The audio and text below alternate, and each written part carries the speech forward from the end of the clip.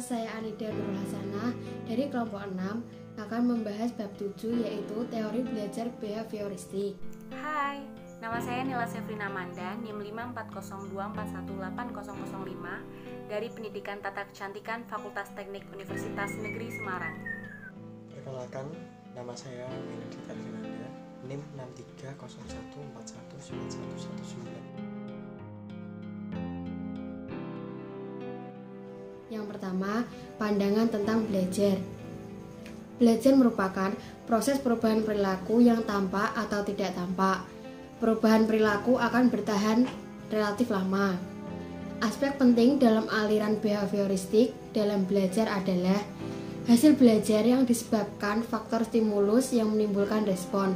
Oleh karena itu, agar aktivitas belajar mencapai hasil optimal, stimulus dirancang sedemikian rupa. Yang kedua yaitu prinsip-prinsip belajar.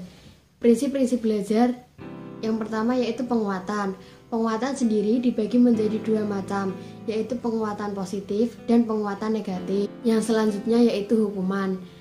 Memperlemah perilaku tertentu dengan cara menggunakan kegiatan yang tidak diinginkan. Hukuman sendiri dapat melatih seseorang berbuat tentang apa yang tidak boleh dilakukan. Kemudian, kesegeraan pemberian penguatan. Contohnya, langsung memberikan hadiah kepada anak yang telah memenangkan lomba. Yang keempat yaitu jadwal pemberian penguatan, di mana penguatan diberikan pada salah satu di antara sejumlah respon yang diinginkan. Yang kelima, peranan stimulus terhadap perilaku, yaitu petunjuk, yang memberikan informasi setiap orang mengenai perilaku yang akan memperoleh hadiah maupun yang akan memperoleh hukuman. Yang kedua, diskriminasi, untuk mengetahui kapan suatu perilaku akan memperoleh penguatan dengan menggunakan petunjuk ataupun tanda. Yang ketiga, generalisasi, yaitu proses pengalihan perilaku. Teori belajar classical conditioning, eksperimen dari Pavlov yang menyatakan bahwa dalam diri anjing akan terjadi pengkondisian selektif berdasar atas penguatan selektif. Dalam arti, anjing dapat membedakan stimulus yang disertai dengan penguatan dan stimulus yang tidak disertai dengan penguatan. Eksperimen ini menekankan pada aspek pengamatan dan pengukuran, serta penggalian aspek-aspek belajar sehingga dapat membantu penelitian tentang belajar secara ilmiah. Di sini saya akan melanjutkan materi yang telah disampaikan oleh rekan saya sebelumnya. Materi yang akan saya sampaikan mengenai teori koneksionisme.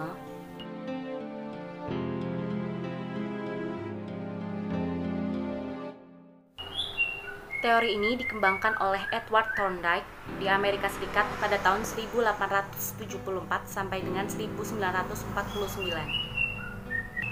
Dalam eksperimennya, Thorndike menggunakan kucing sebagai hewan percobaan. Thorndike menghitung waktu yang dibutuhkan oleh kucing untuk dapat keluar dari kandang percobaan. Kucing pertama kali dapat keluar dari kandang percobaan dengan cara coba-coba atau sering dikenal dengan trial and error. Menurut Thorndike, dasar dari belajar adalah trial and error. Hal ini disimpulkan melalui percobaan-percobaan yang telah ia lakukan sebelumnya. Dalam percobaan yang ia lakukan, Thorndike mengemukakan tiga hukum belajar, yaitu yang pertama, hukum kesiapan atau the law of readiness. Yang kedua, hukum latihan atau the law of exercise. Yang ketiga, hukum akibat atau the law of effect. Materi selanjutnya mengenai teori operant conditioning. Teori ini dikembangkan oleh Burr Frederick Skinner pada tahun 1904 sampai dengan 1990. Skinner memandang manusia sebagai mesin. Manusia bertindak secara teratur dan dapat diramalkan responnya terhadap stimulus yang datang dari luar. Dalam eksperimennya, Skinner menggunakan tikus yang sedang lapar sebagai hewan untuk percobaan. Tikus yang sedang kelaparan mempunyai dorongan untuk mencari makan.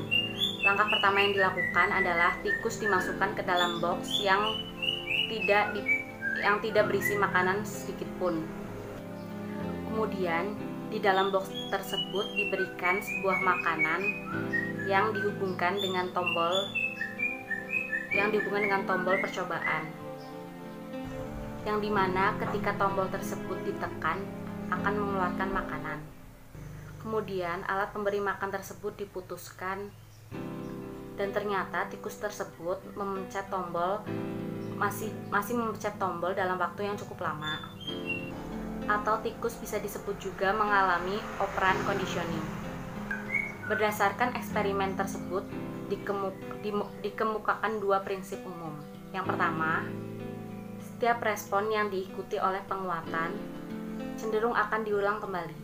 Dan yang kedua, reward atau reinforcing stimuli akan meningkatkan terjadinya respons.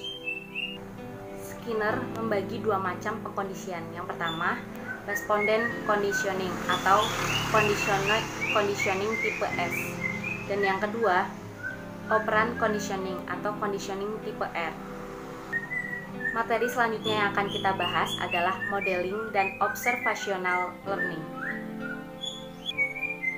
Bandura mengembangkan 4 tahap melalui pengamatan atau modeling, yaitu yang pertama, ada tahap perhatian. Individu diharapkan memperhatikan model yang menarik, atraktif, berhasil, dan populer. Dan yang kedua, tahap retensi. Dalam tahap ini, ketika guru memperoleh perhatian dari siswa, guru memodelkan perilaku yang akan ditiru oleh siswa dan memberi kesempatan kepada siswa untuk mempraktekannya. Yang ketiga, tahap reproduksi. Siswa mencoba menyesuaikan diri dengan perilaku model. Terakhir, ada tahap motivasional. Siswa akan menirukan model karena merasakan bahwa melakukan pekerjaan yang baik akan meningkatkan kesempatan untuk memperoleh penguatan. Di sini saya akan membahas teori-teori pembelajaran.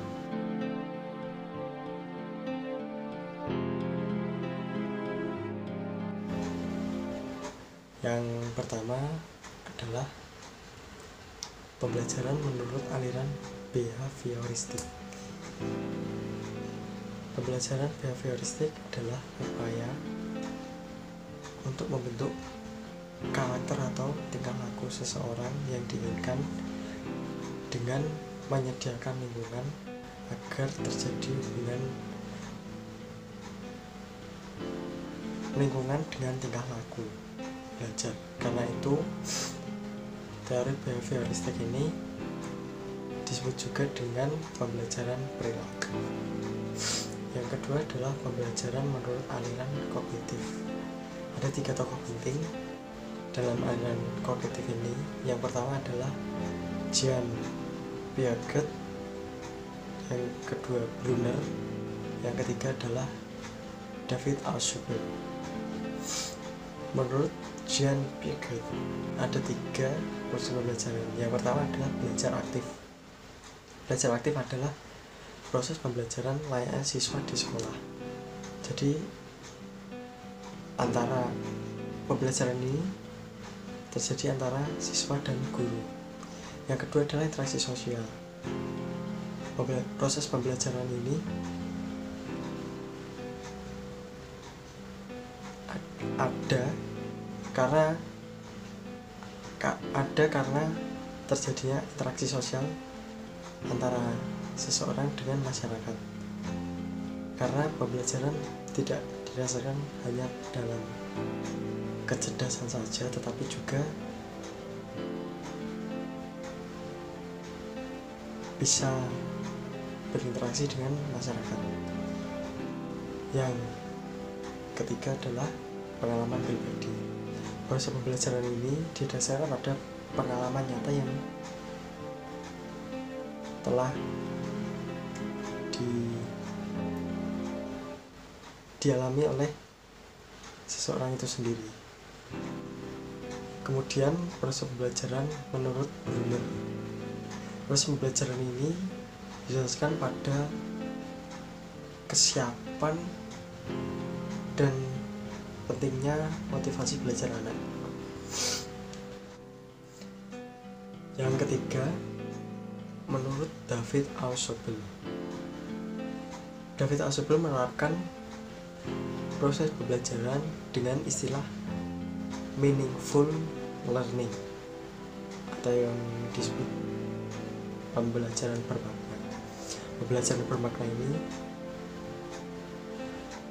adalah pembelajaran yang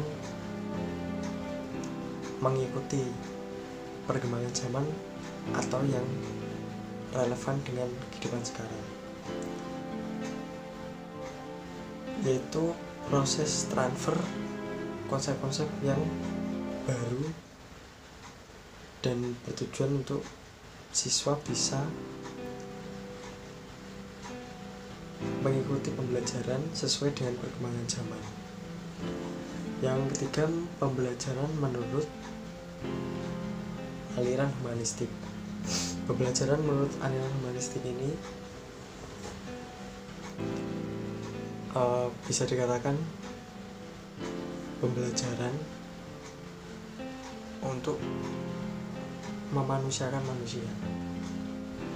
Jadi ini berkaitan erat dengan pembelajaran etika seseorang untuk bisa mengikuti etika atau adat yang ada di masyarakat tersebut. Yang keempat adalah pembelajaran menurut teori kontemporer. Teori kontemporer ini adalah proses pembelajaran dengan menggunakan dasar-dasar atau buku sebagai pegangan dengan tidak melupakan prinsip-prinsip menurut J. Piaget, kemudian Brunner dan David Ausubel. Sekian materi dari kami. Maaf jika ada salah kata atau kalimat kami yang menyinggung atau menyakiti hati kalian. Semoga bermanfaat dan bisa menjadi pembelajaran dan pengajaran dalam kelas kita. Sekian dari kami, terima kasih.